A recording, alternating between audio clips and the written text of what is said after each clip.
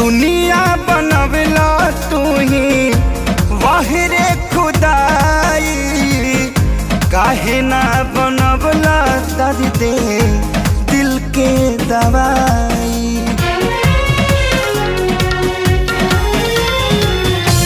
दुनिया बनवला तू ही वाहिरे खुदाई, काहे ना बनवला दर्द दिल के दवाई। सपना रहल अधूरा सोचल भइल न पूरा, गुजरीले दुख के दौर से बस ये तने कदाए राम जी, दिल लगे नया बुके हुआर से। बस ये तने कदाए राम जी, दिल लगे ना